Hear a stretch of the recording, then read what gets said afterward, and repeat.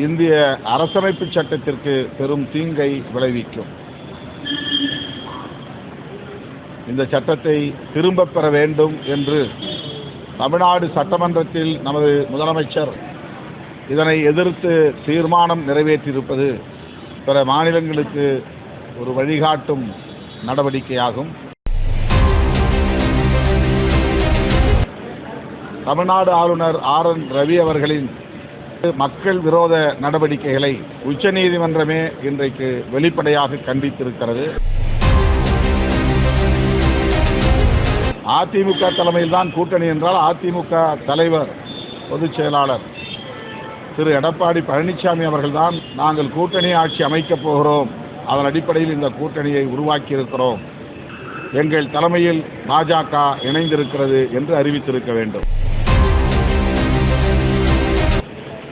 முன்னாள் அமைச்சர் டி. ஜெயக்குமார் பாஜகவோடு அதிமுக கூட்டணி அமைத்தால் நான் கட்சியிலிருந்தே வெளியேறிடுவேன் என்று சொல்லக்கூடிய அளவுக்கு அதிமுகவிலே மாறுபட்ட கருத்துக்கள் ஏற்கனவே இருந்தன.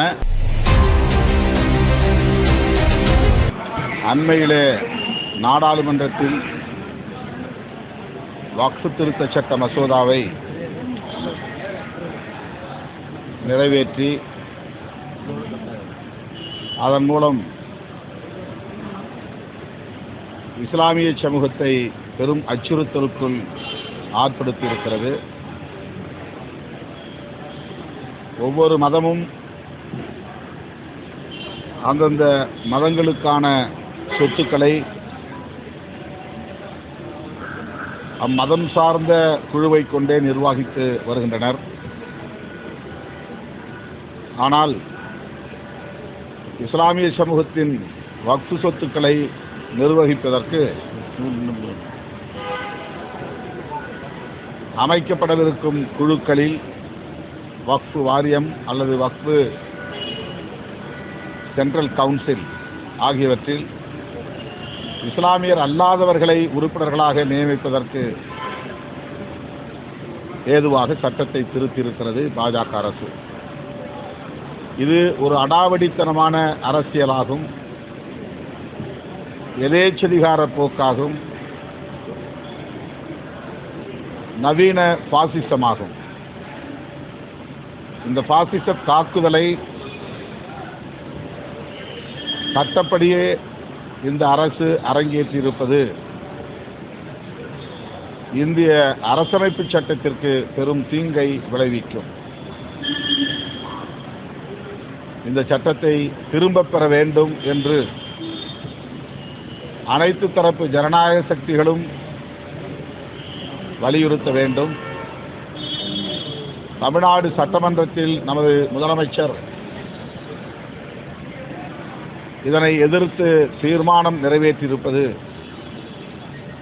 பிற மாநிலங்களுக்கு ஒரு வழிகாட்டும் நடவடிக்கையாகும். இந்தியா முழுவதும் பாஜக அல்லாத பிற கட்சிகள் ஆளும் மாநிலங்களில் இச்சட்டத்தை எதிர்த்து தீர்மானம் நிறைவேற்ற வேண்டும் என்கிற வேண்டுகோளை விடுதலை சிறுத்தைகள் கட்சி முன்வைக்கிறது. தமிழ்நாடு ஆளுநர் ஆர்.என். ரவி அவர்களின் மக்கள் விரோத நடவடிக்கைகளை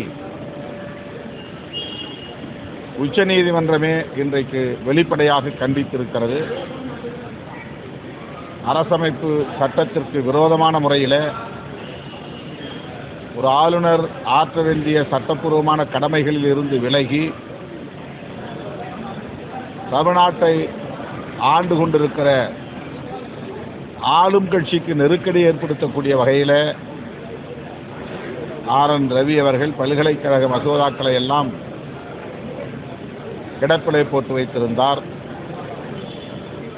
உச்சநீதிமன்றம் அந்த வழக்கை விசாரித்ததில் ஆளுநர் கடமை தவறி இருக்கிறார், ஆகவே அந்த சட்ட மசோதாக்கள் அனைத்தையும் நாங்கள் சட்டமாக அங்கீகரிக்கிறோம் என்று வரலாற்று முக்கியத்துவம் வாய்ந்த தீர்ப்பை அண்மையிலே வழங்கியது. அது இந்தியாவுக்கே வழிகாட்டக்கூடிய, ஜனநாயக ஒளியேற்றக்கூடிய ஒரு தீர்ப்பாக அமைந்திருக்கிறது. தமிழ்நாடு முதல்வர் தளபதி ஸ்டாலின் அவர்கள் சட்டப்பூர்வமாக நடத்திய யுத்தத்தில் அவர் வெற்றி பெற்றிருக்கிறார். தமிழ்நாட்டு மக்கள் வெற்றி பெற்றிருக்கிறார்கள். இந்த நிலையில் ஆளுநர் ரவி அவர்கள் தார்மீக பொறுப்பேற்று பதவி விலகியிருக்க வேண்டும். ஆனால் அவர் விலக மாட்டார். எனவே குடியரசுத் தலைவர் உடனடியாக இதிலே தலையிட்டு ஆளுநர் RN ரவி அவர்களை பதவி நீக்கம் செய்ய வேண்டும் என்று விடுதலை சிறுத்தைகள் கட்சி வலியுறுத்துகிறது. பாஜக அதிமுகவை உருட்டி மிரட்டி பணிய வைத்து கூட்டணி அமைத்திருப்பதாக அமித்ஷா அவர்களே அறிவிக்கிற நிலையை நாம் இங்கே பார்த்தோம். கூட்டணி ஆட்சி அமைப்போம் என்று அதிமுக தலைமை அறிவிக்கவில்லை. அதிமுகவோடு கூட்டணியில் சேர்ந்திருக்கிற பாஜகவின் தலைவர் அமித்ஷா அறிவிக்கிறார். அப்படி என்றால் இங்கே அதிமுக தலைமையில் கூட்டணியா பாஜக தலைமையில் கூட்டணியா என்கிற சந்தேகம் எழுகிறது. அதிமுக தலைமையில் தான் கூட்டணி என்றால் அதிமுக தலைவர் பொதுச் செயலாளர் திரு எடப்பாடி பழனிசாமி அவர்கள்தான் நாங்கள் கூட்டணி ஆட்சி அமைக்கப் போகிறோம், அதன் அடிப்படையில் இந்த கூட்டணியை உருவாக்கி இருக்கிறோம், எங்கள் தலைமையில் பாஜக இணைந்திருக்கிறது என்று அறிவித்திருக்க வேண்டும். ஆனால் பத்திரிகையாளரை அழைத்தது பாஜக, கூட்டணியை அறிவித்தது பாஜக, கூட்டணி ஆட்சி என்று அறிவித்திருப்பதும் பாஜக. அதிமுகவினுடைய ரோல் என்ன என்பது கேள்விக்குறியாக உள்ளது. அதிமுக தொண்டர்கள் இதை மனப்பூர்வமாக ஏற்க வாய்ப்பில்லை என்றுதான் நான் நம்புகிறேன்.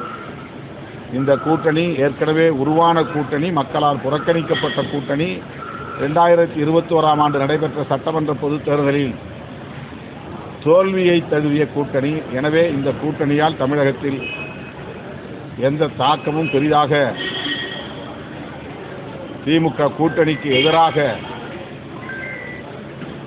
மதசார்பற்ற முற்போக்கு கூட்டணிக்கு எதிராக எந்த தாக்கமும் ஏற்பட்டு விடாது என்ற நம்பிக்கை உள்ளது.